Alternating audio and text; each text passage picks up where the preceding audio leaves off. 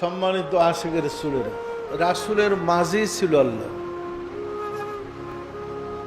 শুধু এই না, আদম আলাইহিস সালাম থেকে শুরু করে পৃথিবীতে যত নবী যত রাসূল এসেছিলেন, প্রত্যেক নবী রাসূলদের ভিতরে আল্লাহ ছিল। আল্লাহ কোথায় ছিল?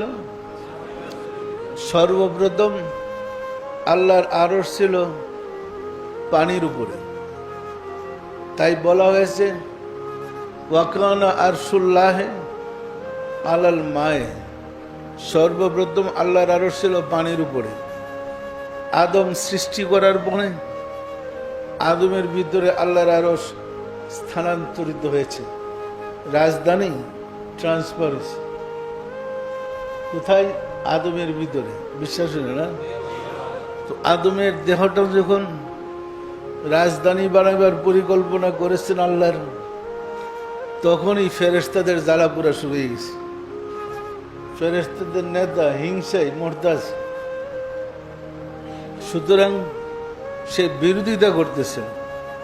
রাব্বুল আলামিন দয়া করে আদম সৃষ্টি করলেন, তারপরে আদমের ভিতরে প্রবেশ করলেন, আদমকে খলিফাতুল্লাহ আল্লাহর প্রতিনিধি ঘোষণা করলেন, তার মাধ্যমে জগৎ পরিচালনার সিস্টেম চালু করেছেন। পরিষ্কার? সম্মানিত আশিকের রাসূলেরা, যুগে যুগে নবী রাসূলদের মাধ্যমেই আল্লাহর পরিচয় জাতির কাছে প্রকাশ পেয়েছে। আপনারা দেখেন, কোরআনের বর্ণনা থেকে পরিষ্কার যে আসলে আমরা যাদেরকে কাফির বলেছি, আমরা যাদেরকে ক্ষুধাদ্রোহী বলছি, কোরআনে আল্লাহ বলেন তোমরা কাফিরদেরকে জিজ্ঞাসা করো আসমান জমিনের মালিক কে, তারা বলবে আল্লাহ। আল্লাহ কোরআনে বলতেছে কাফিরদেরকে জিজ্ঞাসা করো আসমান জমিনের মালিক কে, তারা বলবে আল্লাহ। তাহলে তারা কাফের হইল কেন? এরা তো আল্লাহর মানে না।